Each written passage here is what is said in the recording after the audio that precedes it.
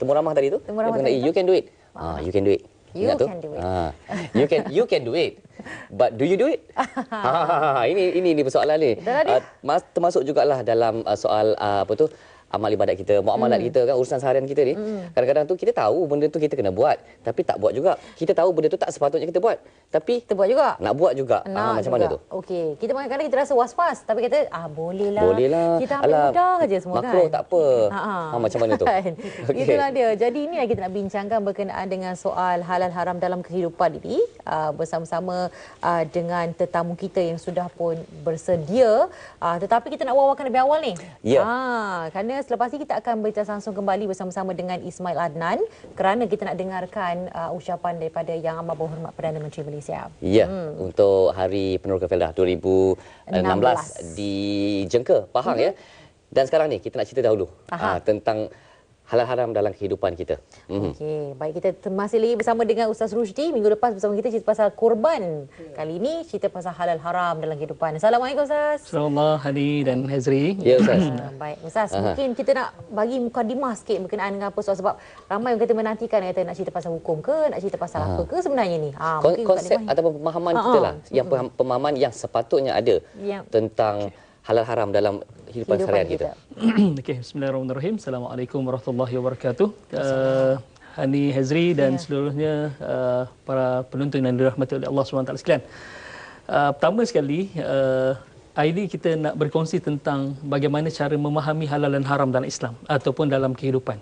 Bukan kita nak cerita pasal hukum ni haram ke, hukum ni kita boleh rujuk satu kitab yang dipanggil Halal Haram dalam Islam, tulisan daripada Dr. Yusof Qardawi, ataupun kita boleh tanya ustaz-ustaz lain, para mufti kita tentang tu. Tapi hari ini dalam keterbatasan masa yang singkat ni, kita nak cuba kita nak sedarkan masyarakat, terutamanya umat Islam, tentang bagaimana kita nak merasai ataupun kita tak rasa terbeban dengan halal dan haram tu. Dan sebenarnya halal dan haram tu tujuannya untuk apa? Okey.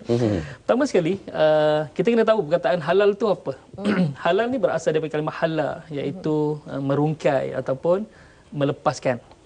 Jadi kalau halal tu maksudnya kita boleh buat, tak ada masalah, kita dihalalkan. Dan kalau kita perasan perkataan merungkai ni, kalau kita doa Rabbi syrah li sadri wa yassir li amri wahlul tu, uqdatan min lisani yafqahu qawli. Wahlul ni maksudnya rungkaikanlah, lepaskanlah. Uqdatan simpulan pada lidahku. Yafqahu qawli, mudah-mudahan orang lain dapat memahami apa yang aku sampaikan. Jadi wahlul tu halal, maksudnya halal tu jadi okey, sebab itu kita boleh buat hal yang halal.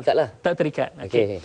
Kemudian haram pula, haram memang ikut dalam kamus ataupun dalam ikut istilah fiqh, haram adalah sesuatu perbuatan kalau kita lakukan berdosa dan kalau kita tinggalkan dapat pahala. Okey. Walaupun bagaimanapun, haram ni maksudnya ialah hormat. Haram ni maksudnya hormat. Okey, kaitannya macam mana Ustaz? Okey. Contohnya kenapa Allah haramkan arak? Allah nak jaga kehormatan akal kita. Kenapa Allah haramkan zina? Allah nak jaga kehormatan keturunan kita. Kenapa Allah haramkan riba? Kan?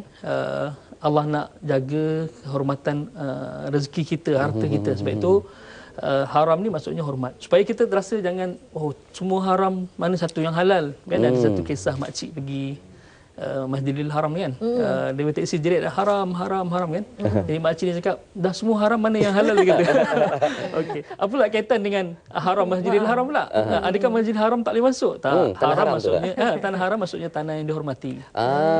Sebab itu bila kita sebut perkataan haram ni, maksudnya kita kena tanamkan dalam diri kita, dalam minda kita, haram ni sebenarnya Allah nak jaga kita. Sebab itu dalam ibadah haji dan ibadah umrah, bila kita dah berniat, ada ihram. Ihram juga berasal daripada haram. Maksudnya tujuan haram ni adalah untuk merasakan kita ni dalam ibadah, supaya kita tak lost lah, maksudnya tak hilang kan. Kita ni dalam ibadah, sebab itu ada ihram. Ihram ada 13 pantang larang yang kita tak boleh buat dalam masa ihram tu. Yang kedua, kita nak rasa kita ini bertuhan, kita ini ada Allah sentiasa melihat kita. Sebab itu tujuan haram tu sebenarnya. Okey. Insya-Allah. Persepsi lah sebenarnya. Kadang-kadang persepsi kita yang menentukan kita ni buat apa ataupun tak buat apa. Kan kita rasa macam Ustaz sebut tadi, rasa terbeban bila dengar hukum haram tu. Betul. Sebab sebenarnya kalau kita faham tentang perkataan agama dalam bahasa Sanskrit. Agama sebenarnya berasal daripada bahasa Sanskrit. Tidak ataupun tak. Sebab itu dalam bahasa Melayu ni ada makna. Cuma Aziz minta pinjam 100, Aziz sebut kan? Saya faham lah. Dia panjang sikit. Saya faham lah, berarti Aziz tak bagilah. Tak bagilah kan? Gama kacau. Jadi agama maksudnya tak kacau. Apa maksud tak kacau? Yang pertama, orang yang beragama jiwanya tak kacau. Sebab ada matlamat kehidupannya. Ada kehidupan dunia, selepas ni ada kehidupan akhirat. Maksudnya bermatlamat. Tak celaru lah. Tak celaru. Itu kalau kita tanya pada muallaf pun, kan, yang saudara baru kita, bila dia masuk Islam, dia kata dia rasakan ketenangan yang tak pernah dirasa sebelum ni. Sebab dia ada matlamat, ada fokus. Ada fokus kehidupan dia. Okay. Yang kedua, agama juga bermaksud tak kacau orang. Sebab dalam agama ada batasan syariat yang membataskan, tak boleh ambil hak orang. Sebab itu disebut dalam fiqh ataupun disebut dalam Islam dipanggil maqasid syariah. Maksudnya tujuan syariat itu dikuatkuasakan ataupun syariat itu disyariatkan oleh Allah SWT. Yang pertama adalah untuk menjaga agama kita. Untuk menjaga agama. Sebab itu ada larangan murtad dan sebagainya. Okey. Yang kedua, nak jaga harta kita. Tak boleh ambil harta orang suka-suka. Okey. Lepas tu dalam masalah ambil harta orang suka-suka, yang boleh ambil harta orang sebenarnya adalah perniagaan, jual beli. Kita boleh ambil hak orang dengan jual beli je. Okey. Selain daripada tu tak boleh.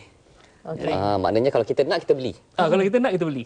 Kalau ambil tanpa ni, curi lah. Bila curi, kehormatan harta orang tak terjaga. Sebab itulah datang hukum ni untuk jaga tu. Yang ketiga, untuk jaga jiwa kita. Jiwa ni tak boleh bunuh orang suka-suka. Satu. Dalam masalah ni pun kita boleh juga panggil tak boleh umpat orang, tak boleh hina orang, tak boleh fitnah orang, sebab dia berkaitan dengan jiwa juga, individu. Yang keempat adalah harta. Tadi kita bincang harta, agama, nasab keturunan. Nasab keturunan, tak boleh suka-suka kacau anak dara orang.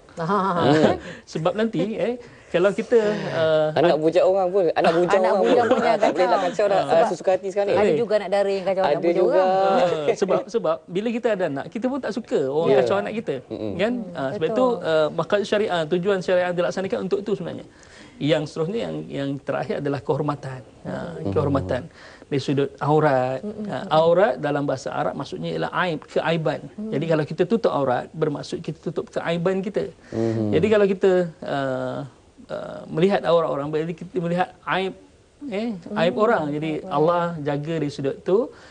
Allah syariatkan tentang tudung, tentang menutup aurat untuk menutup keaiban. Jadi tujuan Islam halal haram ni adalah untuk menjaga seluruh manusia supaya semuanya hidup aman, bahagia. Itulah dia. Sebab kalau kita ikut kalau kita mengikut agama yang sebenar, makanya kita dapat menjaga kesemuanya. Tapi bila Ustaz sebutkan tadi soal menjaga apa, menjaga adab, menjaga jiwa kita. Tapi kebanyakan kita, saya rasa ramai dah langgar. Mungkin ada juga yang tengah berfikir ni. Macam-macam benda nak tanya ni. Tak apa, kita buka peluang untuk anda hubungi kami 03-2282-8578 atau 2282-8579. Okey, nak kembali. Sebab sebenarnya dalam agama, dalam perbuatan kita kena ada had, kena ada garis panduan. Okey. Jadi macam mana kita nak tahu apakah sebenarnya garis panduan yang kita perlu tetapkan dalam hidup kita ni, supaya kita tahu bezakan halal dan juga haram dalam kehidupan ni. Okey, had ni dia asal kalimahnya bahasa Arab. Kalau had ni kita panggil batasan, sempadan. Jadi dalam Islam ada batasan, ada sempadan. Okey. Kalau banyak had, dalam Islam panggil hudud. Sebab had dia punya singular dia, plural dia adalah hudud. Dari segi istilah lah. Istilah, dia sudah istilah. Jadi had ni adalah satu batasan-batasan yang Allah gariskan dalam Al-Quran, yang disampaikan oleh Nabi SAW, adalah mata-mata untuk yang 5 tadi tu, yang tambahan 6 untuk menjaga tu. Kan? Cuma kadang-kadang kita ni keliru tentang masih lagi keliru tentang halal haram ni, kan? Sedangkan Nabi sebut dalam hadis bahawa innal halala bayyinun wa innal harama bayyinun. Okey, sungguhnya yang halal itu telah jelas. Yang haram pun telah jelas. Wa umru bainahuma atau bainahuma umur mutasyabihat. Maksudnya Di antara halal dan haram ni maksudnya ada perkara-perkara yang diragukan. Perkara yang diragukan. Okey. Bila perkara yang diragukan, kita boleh rujuklah kepada orang-orang yang bijak pandai ataupun mufti ataupun ustaz-ustaz yang berkelayakan untuk membincangkan tentang halal dan haram untuk kita tak keliru tentang ni. Walau bagaimanapun dalam hadis ni Nabi menyebut tentang kewajipan kita ini untuk mengelakkan daripada perkara yang syubhat dipanggil. Perkara-perkara yang diragui tentang halalnya dan tentang haramnya. Dan Nabi buat perumpamaan seorang yang mengembala kambing di kawasan di bersebelahan dengan kawasan larangan contohnya. Jadi kalau kita tak jaga tentang syubhat ni, kita mungkin terjerumus dalam haram. Maksudnya mengambil hak orang tanpa izin. Macam kambing kita banyak, kita mengembala di sebelah kawasan larangan, kita tak ada nak kontrol. Kadang-kadang ada kambing yang lintas untuk makan. Jadi itu perumpamaan yang Nabi sebut dalam hadis tentang bawalah kambing tu jauh-jauh. Supaya kita tak kata apa melanggar ataupun kita menceroboh. Sebab itu perkara-perkara syubhat ni kita kena kalau boleh kita elakkan, jauhkan. Baik. Okey Ustaz, kita ada pemanggil sekarang ni, kita lihat. Hello, siapa di sana? Hello. Assalamualaikum. Waalaikumsalam. Siapa sana tu? Saya Haji Amir Ayub daripada Gurun. Okey, Haji Amir, silakan. Baik, teruskan Haji. Ya, dia Ustaz, dalam agama kita banyak tentang larang apa semua ni, tapi repot kita kalau anggap fitnah orang, kenat orang, tipu, macam mana bakat. Saya minta Ustaz tolong jelas sikit. Assalamualaikum warahmatullahi wabarakatuh. Waalaikumsalam warahmatullahi. Itulah macam saya sebut tadi lah, maknanya kita dah sebut tadi tu, tapi ramai yang langgar juga. Dia sebenarnya berbalik kepada masalah hati sebab hadis tu di akhir disebut tentang fi jasadi mudghah, dalam diri kita ada seketul daging. Bila baik daging ni baiklah seluruhnya kan. Bila rosak daging ni rosaklah seluruhnya anggota badan kita, sebab yang mengawal kita adalah hati sebenarnya. Yang mengawal kita adalah hati. Okey. Punca besarnya ialah sebab kita melakukan maksiat pada Allah Taala. Kita tidak mengikut apa yang Allah gariskan tentang ini boleh, ini tak boleh. Maksiat pula bukan kita ertikan sebagai orang yang berduaan dekat taman bunga ataupun dekat ni bagi maksiat. Sebab maksiat ni berasal dari kalimah asa ya'si kan, maksudnya derhaka. Jadi kalau kita melanggar larangan Allah, berarti kita buat derhaka kepada Allah Subhanahu Wa Taala. Kalau kita tidak melaksanakan apa yang Allah perintah, kita derhaka kepada Allah Taala. Jadi maksiat tu. Jadi maksiat ni sebenarnya Allah sebut dalam surah Al-Mutaffifin ayat 4. Yang Allah kata kalla bal rana ala qulubihim bima kanu yaksibun.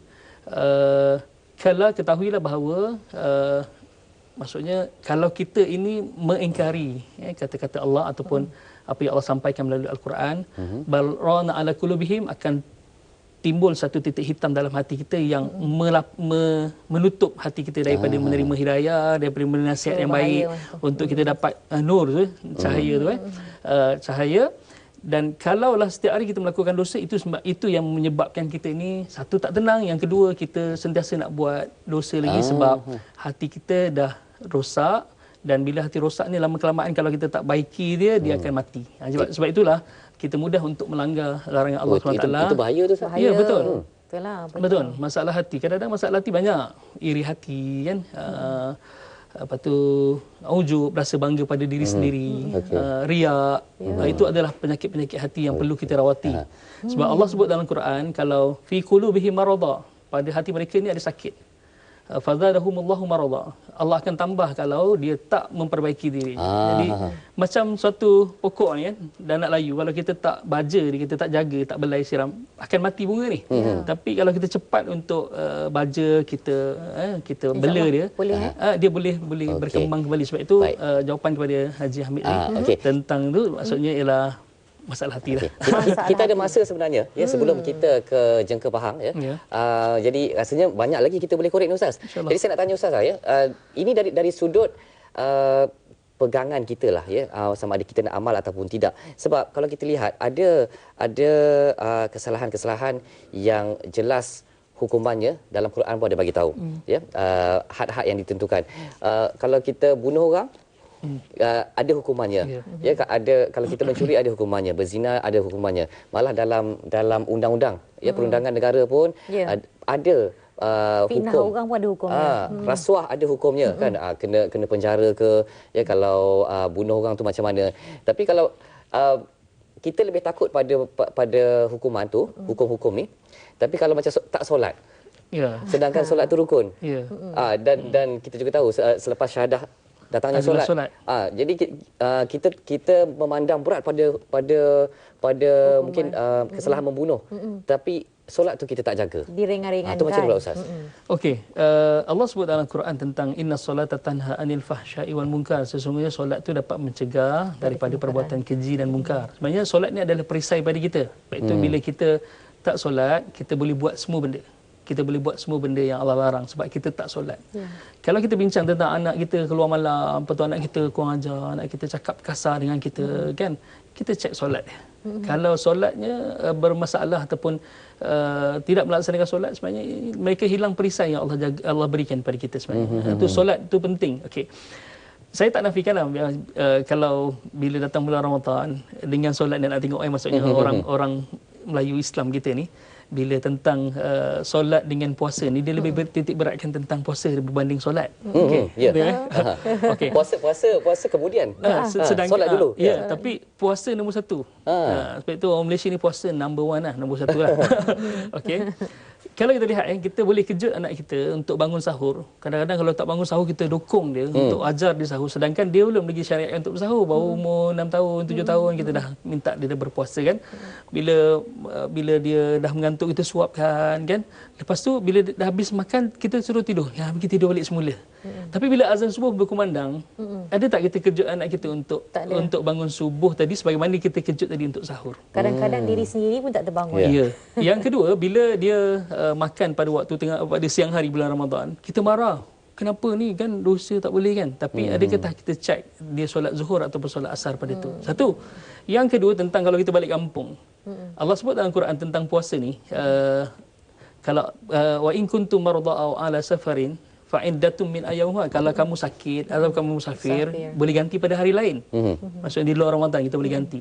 Dia haruskan berbuka, tak berdosa. Tapi ramai yang balik kampung contohnya, jam sampai 6 jam, 7 jam, 8 jam, 10 jam. Rekod kawan saya 24 jam 40 minit balik Kota Baru. Satu hari lebih. Tahun lepas yang ada kes lori melintang dekat Kuala Lumpur, kan. 24 jam 40 minit, kan. Wallahu alam, saya hampir pasti ada yang tidak melaksanakan solat. Tak berhenti. Ya, sedangkan solat ketika itu hukumnya wajib dan Allah beri rukhsah, kelonggaran untuk kita buat jamak dan kasar. Buat jamak kasar pun kita tak solat, tapi nak berbuka puasa kita takut untuk berbuka puasa.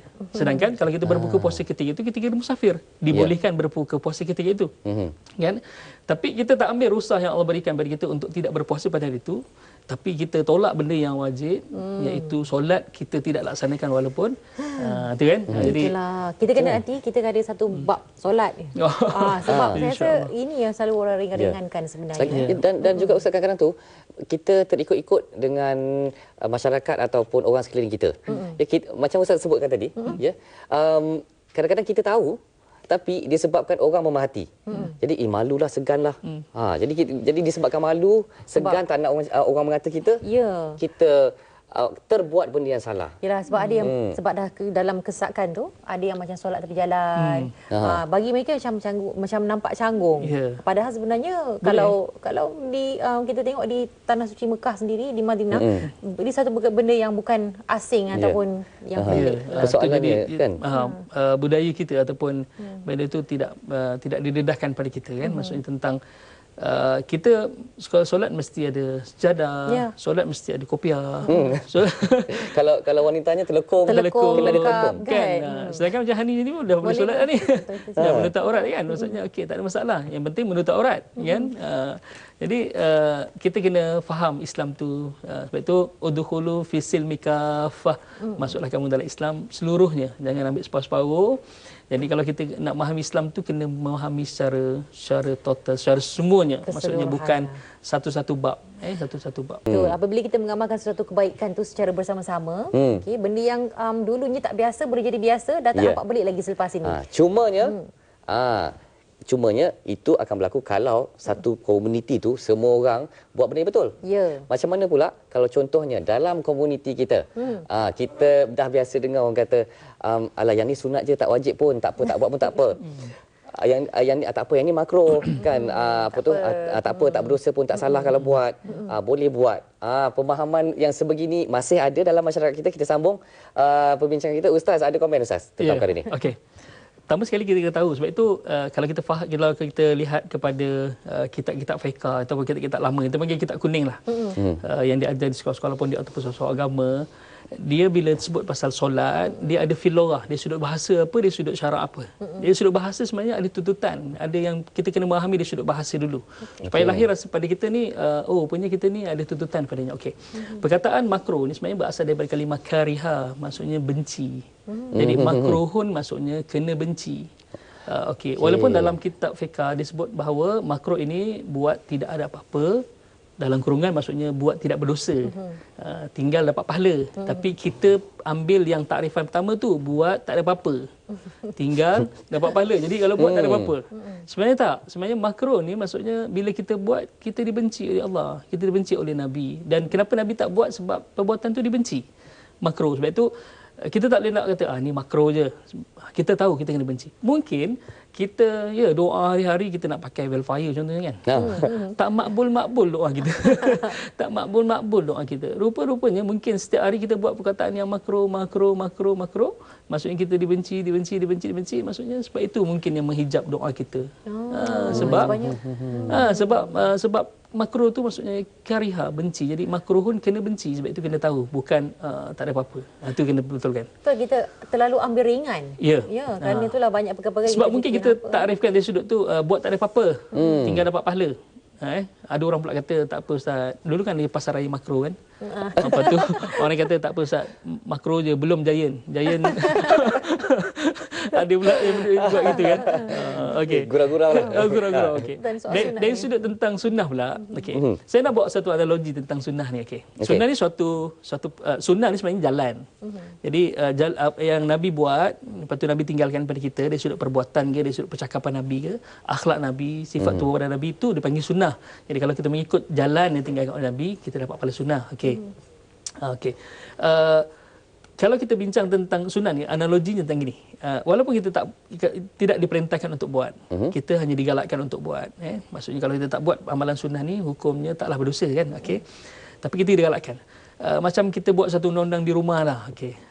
Setiap kali lepas makan, semua anak, termasuk isteri, termasuk suami, kena basuh pinggan masing-masing. Ini undang-undang kita buat. Okay. Semua anak-anak kita buat. Jadi kita tak marah sebab semua ikut perintah kita. Ada seorang anak kita, contohnya yang bongsu lah, yang kecil kan. Dia basuh pinggan dia, lepas tu dia basuh periuk yang kita pakai yang buat asal ni. Dan dia basuhkan pinggan kita sini pula. Dia buat lebih daripada adik-adik yang lain. Jadi kita akan rasa lebih cinta pada, lebih sayang pada adik ni. Bagusnya adik ni. Kan maksudnya ibu tak suruh pun basuh pinggan masing-masing je, tapi adik buat lebih. Jadi amalan sunnah sebenarnya adalah untuk mendapat kecintaan daripada Allah pada kita. Jadi cinta ni maksudnya ialah rahmat. Kita masuk syurga dengan 3 sebab kan. Pertama sebab rahmat Allah, maksudnya Allah sayang kita. Okey, yang kedua sebab pengampunan Allah. Kita banyak dosa tapi Allah ampunkan dosa kita, masuk syurga. Yang ketiga dengan syafaat. Syafaat Nabi, syafaat Al-Quran dan sebagainya. Kita masuk syurga dengan jaminan ni. Jadi yang pertama bagaimana nak meraih rasa cinta pada Allah? Kena ikut cakap Allah lah. Kena ikut cakap Allah, barulah kita dapat dipanggil kecintaan daripada Allah. Tapi kalau kita buat suatu larangan yang Allah larang kita buat, kita akan mendapat kebencian daripada Allah. Sebab itu bila kita dibenci Allah, hidup kita tak tentram, hidup kita tak aman. Walaupun kita duit banyak. Walaupun sebab banyak perkara dalam kehidupan kita, kenapa apa yang tak kena ni. Lepas tu macam baru dapat duit ni kan, kereta pula kena langgar. Macam benda kan. Okey, dari sudut tu pula kita kena faham perkataan bala tu, bala yang orang panggil Melayu bala kan. Bala ni sebenarnya berasal dari kalimah balaun, ujian. Jadi bila Allah turunkan bala tu, bala kita takrifkan sebagai musibah. Musibah semua orang tak nak. Musibah semua orang tak nak. Tapi kalau kita faham dia tu adalah ujian, Allah nak uji kita, Allah nak sabar kita. Dan cuba kita fikir yang positif. Allah bocorkan tayar kita dekat tengah-tengah highway ni. mungkin di hadapan sana kalau kita tak bocor ni, kita akan terlibat dengan kemalangan. Ada sebab Ya, jadi Allah bocorkan, ni sebenarnya Allah sayang kita. Jadi bala tu ujian supaya kita rasa sabar, kita rasa redha, dan bila kita sabar, redha, kita akan dapat kecintaan daripada Allah, dan Allah sayang kita sebenarnya. Ujian tu. Sudut pandang yang berbeza ni. Yalah, mana tahu duit terpaksa keluar untuk ganti tayar baru. Kalau tidak mungkin kita akan leka dan kita berjoli dengan duit tu. Ya. Kena dapat dari satu persepsi, hikmahnya lah kan. Okey, baik, kita ada pemanggil di talian dari Perak, difahamkan. Hello. Hello, siapa di sana? Hello, Assalamualaikum. Waalaikumsalam. Okey, siapa baik, sana Cik tu? Abdul Manaf. Cik Abdul Manaf ya? Okey, baik, teruskan Cik Abdul Manaf. Ya. Betul sekarang. Ya, terus cakap sekarang. Dah ke udara ni. Ya, sudah lama. Encik Abdul Manaf, boleh jauhkan daripada kaca TV tak, ataupun tutup TV tu? Boleh. Okey, baik. Teruskan Cik Manaf. Ya, boleh. Assalamualaikum. Waalaikumsalam. Allah.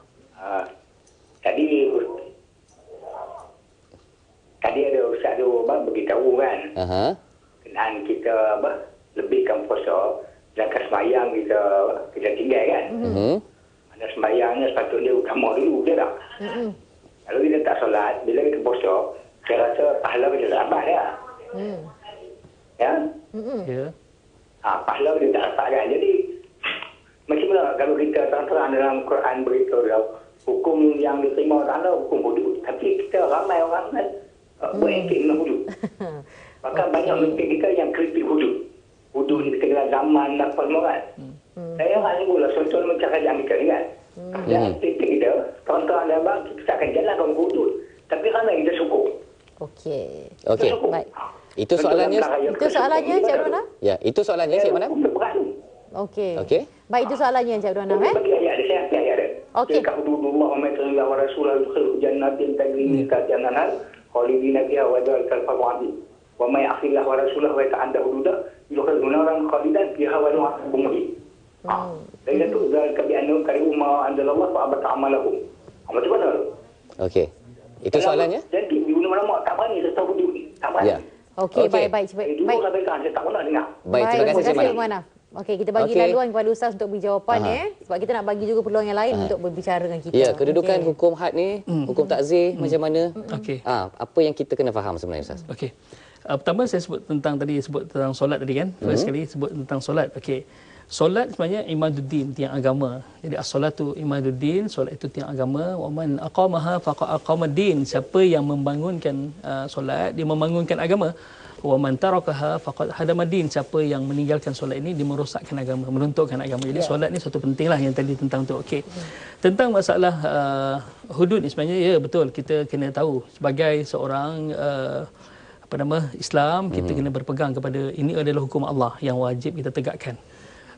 Kalau kita tak mampu untuk tegakkan atas muka bumi kita ini, kalau saya teringat satu kata-kata daripada Sayyidina Ali karamallahu wajhah, kata kun daulatul islamiyah fi nufusikum takun fi ardikum. Tegakkan daulat Islamiah ataupun yang kita nak bangkitkan tentang hukum, hudud dan sebagainya dalam diri kamu dulu, nescaya akan tertegak dalam negara kamu. Jadi first kali dulu kita kena tegakkan dulu pada masyarakat kita, pada diri kita. Pada diri kita sendiri. Sebab daripada fardun muslim, daripada individu muslim akan terbit Baitul Muslim, ya, maksudnya rumah tangga yang berdasarkan pada Islam, berdasarkan pada Al-Quran. Dan daripada Al-Quran, daripada Baitul Muslim, dia akan terbit pada mujtama' muslim, iaitu masyarakat yang Islam. Bila individu Islam, dia berkahwin berumah tangga, jadi rumah tangga Islam. Bila dia rumah tangga tu masuk dalam masyarakat, jadi masyarakat tu akan masyarakat Islam yang berpegang pada ajaran Allah SWT. Dan bila sampai masyarakat Islam, barulah terbit daulat Islamiah, iaitu akan tertegaknya daulat Islamiah yang akan menjalankan tu. Jadi pertama sekali yang perlu kita buat, kita kena tegakkan daulat Islamiah tu dalam diri kita dulu. Maknanya dalam keluarga kita juga. Dalam keluarga kita dulu. Bermula dalam diri dan keluarga. Itu fardun muslim, baitul muslim, mujtama' muslim dan akhirnya ialah. Maknanya kalau kita nak melihat negara bangsa yang menegakkan Islam, kita jaga diri kita dulu. Okey, maknanya kalaulah kita rasa-rasa macam mungkin kita berada dalam satu tempat yang tak menegakkan Islam, maknanya dalam diri kita sendiri ada something wrong. Dan kalau kita tegakkan Islam dalam diri kita, Alhamdulillah. dan kita adalah salah seorang nanti mungkin akan jadi pemimpin masyarakat akan datang kan. Ya. Dan betulkan saya kalau saya salah Ustaz, sewaktu zaman Saidina Umar juga pernah menangguhkan hukum hudud yang potong tangan kerana mencuri itu disebabkan oleh musim kemarau. Okey. Kalau ataupun ada yang seakan-akan macam tu. Untuk tu saya tak berani untuk jawab di sini Okey, sebab mungkin terlepas pandang ataupun di luar pengetahuan saya. Mungkin InsyaAllah. di lain waktu kita Okey, kita insyaAllah. boleh semak semula tentang perkara itu. Tapi kita ada seorang lagi pemanggil. Sekarang ni. Hello. Assalamualaikum. Waalaikumsalam. Waalaikumsalam. Ya, siapa di sana tu? Puan Saliha. Okey, teruskan. Saya Puan Zahra binti Syahri daripada Gurun Kedah. Okey, Puan, teruskan. Ya. Ni Ustaz, saya nak tanya macam ni Ustaz. Kita ni lah ni musim, orang tak buat musim haji lah. Okey. Baru balik pada haji. Ada kawan-kawan kita lah di kampung ni, dia tipu orang. Duk pergi duk orang. Tapi dia pergi buat umrah. Setiap tahun dia buat korban. Tapi hutang orang tak bayar. Macam mana tu Ustaz dalam hukum haram Hutang halal tak bayar. ni Ustaz? Okey. Minta tu Ustaz Okey, tolong okey. bagi pencerahan. Baik. Baik. Terima kasih. Assalamualaikum. Waalaikumsalam. Okey. Terima kasih, Ada Puan. umrah, lepas tu buat kurban tapi hutang tak bayar. Macam mana tu? Lepas kita bincang tentang tu kan. Okey. Keutamaan daripada sudut bayar hutang dengan buat korban. Okey. Bayar hutang wajib. Ya. Okey. Korban sunat muakkad. Semua Imam Hanafi yang mewajibkan. Okey. Dari sudut Imam Syafi'i dia sunat muakkad, sunat yang dituntut, sangat-sangat dituntut. Okey. Dari sudut keutamaan korban dengan bayar hutang dululah. Sebut kita bincang yang lepas tentang haji dengan bayar hutang dulu. Okey. Kalau kita ada duit pergi haji dan dalam masa sama kita ada hutang. Okey. Kalau kita balik daripada haji tak boleh bayar hutang, kita kena dulukan hutang dulu. Ya. Jadi Tapi- jatuh hukum wajib dia sebab Allah kata sebab haji ni ialah man istata'a ilaihi sabila bagi mereka yang mampu. Bukan diri dia saja mampu, dari sudut kesihatan dia mampu, dari sudut orang yang ditinggalkan pun kena ada nafkah untuk dia. Jadi kalau dia mampu untuk bekalan dia di tanah suci Mekah, tapi anak isteri yang ditinggalkan 40 hari 30 hari dalam keadaan tak ada makan sebenarnya, jadi kewajipan dia untuk melaksanakan ibadah haji itu jatuh dah, bukan wajib dah. Jadi dari sudut hutang dengan korban, dengan haji, dengan umrah, aulanya ataupun yang paling utamanya ialah bayar hutang dulu. Bayar hutang dulu sebab hutang ni wajib. Okey. Takut sebab dengan hutang ni, sebab itu disebut orang yang mati syahid pun kalau dia ada hutang tertangguh dulu masuk syurga. Patutnya mati syahid jalan Allah masuk syurga tanpa hisap. Terus. Tanpa hisap. Tapi oleh kerana ada hutang tertangguh dulu masuk syurga sebab hutangnya tu. Jadi sebab sangat penting hutang. Sebab hutang ni melibatkan orang, melibatkan manusia, harta kan. Jaga kehormatan tu maksudnya harta. Okey. Bila sebut melibatkan orang, nanti di pandang masyarakat kita akan berurusan dengan manusia ni. Sebab Baik. itu Bahaya sangat susah. Jadi Itu, jangan berhutang. Kalau ada hutang tu dibayar dulu. Ini bukan masuk mahkamah tinggi ke mahkamah persekutuan ke apa ke mahkamah syariah, kadang-kadang tu ni berbulan-bulan nak selesai kes. Ya. Kita minta simpan daripada perkara itu. simpan, betul, Pak. Jadi Okey. jaga hubungan kita dengan sesama manusia Ustaz. Ya, betul. Okey, baik. So, kita ada pemanggil lagi dari Melaka. Hello. Assalamualaikum. Assalamualaikum. Salam. Okey, Puan Aisyah. Teruskan Puan Aisyah. Ya. Ya, terima kasih Ustaz. Ya, insya-Allah. Saya nak tanya sesuatu lah. Okey. Mengenai jika si mati, dia ada berhutang dengan kakak dia. Okey. Tapi sedangkan dia, masa dia itu dia tak mengaku lah. Jadi bila dia dah meninggal tu, macam mana tu Ustaz? Okey. Adakah berdosa kepada arwah tu ataupun Okey. pada keluarga kita? Baik, terima kasih Puan Aisyah. Saya rasa Terima kena kasih, buka Ustaz. topik hutang lepas ni. Ya, terima kasih Puan. Sebenarnya pasal hutang je. Sebab hari ni ramai pula yang call. Okey, dari sudut masalah, ialah adik-beradik ni kadang-kadang kita tak berkira kan, ambil je. Okey, bila adik-beradik ni masalahnya ialah tu hak dia. Jadi bila kita ambil hak orang tanpa izin, bukanlah maksudnya mesti orang luar. Adik-beradik pun bukan hak kita. Jadi dikira berdosa. Okey. Andai kata tadi disebut pasal dia berhutang dengan akak dia kan. Kalau warisnya tahu kan, warisnya kena selesaikan dulu. Sebab itu nak betulkan kita masyarakat Melayu ni bila ada orang meninggal kita buat tahlil dulu. Kita buat baca Yasin dulu 3 hari kan. Tak, yang pertama sekali ialah kita kena settlekan hutang dia dulu. Pasal ditanya, selalu disebut kalau ada hutang.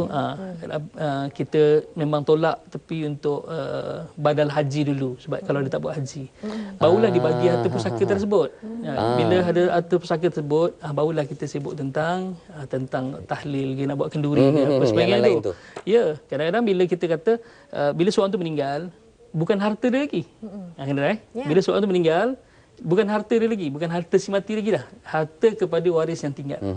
Jadi kalau kita ambil, maksudnya harta adik-adik kita daripada harta tu, ya kita juga dikira berdosa. Sebab itu kena jaga dia sendiri. Memang apa kata rumit Rumit, ya, kena jaga ni. tapi kita jangan rasa terbeban. Okey. Allah nak selamatkan kita sebenarnya di akhirat nanti. Supaya kita tidak ada orang yang menuntut kita di akhirat. Kita boleh masuk syurga ataupun dengan Ustaz senang. mungkin juga kepada yang apa tu kata pemberi hutang tu. Kalau kita dah tahu orang yang berhutang tu dah meninggal dunia. Mungkin elok juga kalau kita halalkan. Ya. Halal satu amalan yang baik kan. Yang keduanya kita akan dapat pahala sedekah. Kita niatkanlah sedekah pada dia sebab dia sangat memerlukan. Okey, tapi nak Dapat cari pahala. jiwa-jiwa murni tu mungkin tanya diri sendirilah sebab ikhlas tu susah kita nak tahu pada dalam diri. Kita nak pahala kan. Betul. Okey. Masih lagi dalam soal halal haram. Ni cerita pasal bab hari-hari kita. Lepas ni akan pagi, sekarang ni makan pagi, lepas ni makan tengah hari. Kita pergi kedai, kita tengok macam tak ada logo halal ni. Kita terletak makan tu sebab pada logo yang ada. Tapi macam ada orang pekerja Islam pakai tudung, bolehlah. Macam tu. Ni halal kot. Memang halal kot di sini. Ini perkara rutin kita ada. Dalam soal ni macam mana? Okey, saya tertarik dengan soalan tu. Ada dua hadis Nabi. Kalau boleh rujuk dalam Matan Arba'in ataupun hadis 40 Imam An-Nawawi. Sepatutnya kita kena hafal hadis 40 ni. Bukan 40, 42 dalam hadis tu. Dalam kitab tu walaupun 40 tapi 42 hadis. Okey.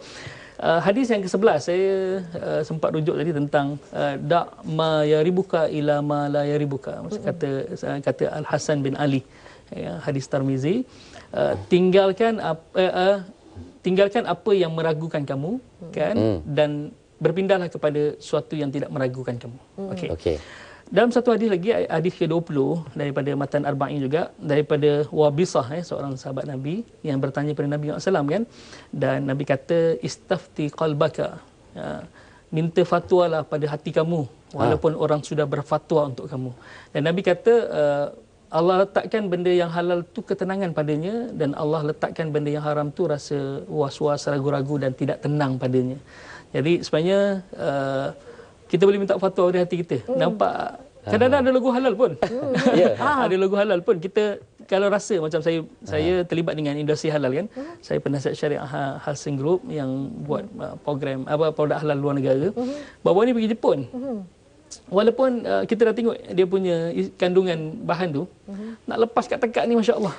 Dan makan tu nak lepas kat tekak ni Allah Akbar susahnya. Macam terdetik dalam hati tu rasa was-was baik kita ataupun tinggalkan. syak tu. Sebab itu Nabi sebut tinggalkan apa yang meragukan kamu dan berpindahlah kepada sesuatu yang tidak meragukan pada kamu. Okey. Itu bagi orang beriman ni Allah bagi satu detektor sensor untuk yang halal ada tenang, yang haram tu akan timbul was-was. Fatwa dari hati. Itulah. Macam ini saya rasa nanti lepas ni jadi tajuk drama ni. Fatwa hati. Fatwa hati. Tapi perasan tak fatwa ni orang Melayu panggil petua. Asalnya kan petua daripada fatwa kita petua. Orang Melayu kita dia nak iris bawang, meleleh mata minta fatwa sebenarnya. Supaya fatwa ni dia tak asing bagi kita orang Melayu. Sebab Panduan lah kan. Ya, panduan betul. Saya kata macam kalau kita nak telan tu tak boleh lepas. Tapi terlepas juga sebab ada power orang kan. Ada orang tu masak kan. Dia macam tapi tak lepas ni tapi telan. Nak ambil hati. Tu macam mana Ustaz itulah masalahnya kita. Kan? Masalah tu. Tapi yang selalunya tak lepas tu sebab tak berapa sedap. Baik, kita ada pemanggil dari mana Dari Pulau Pinang Dari Pulau Pinang. Hello. Assalamualaikum. Hello, Assalamualaikum. Cik Muhammad Azwan.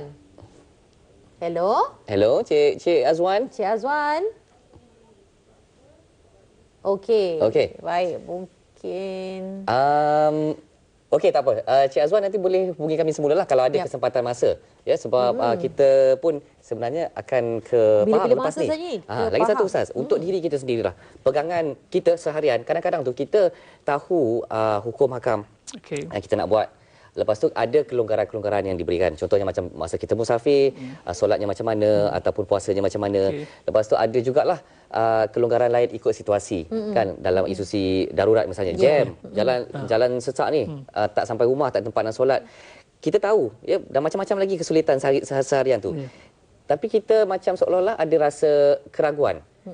Kita tahu ini dilonggarkan tapi nak buat ke tidak. Lepas tu yang ini sepatutnya macam ni tapi boleh ke tidak dalam hati kita sendiri. Jadi dalam situasi macam tu, panduan kita apa pula Ustaz? Okey, bila kelonggaran yang Allah beri itu sebenarnya merupakan hadiah untuk kita.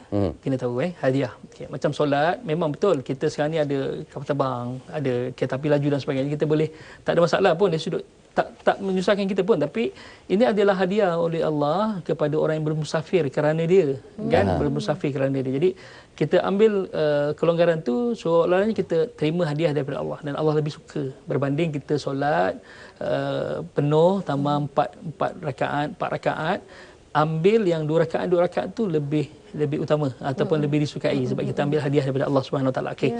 Dan sudut ni pula kita jangan memudah-mudahkan pula. Tu. Dan sudut tadi Azri, okey, mungkin ni merungkaikan jawapan kepada orang yang terlibat dengan jam setiap hari kan. Okey. Kita ada solat yang dipanggil solat umar waktu. Ataupun kita berpegang kepada itulah usaha kita untuk solat tanpa duduk dan tanpa menghadap kiblat.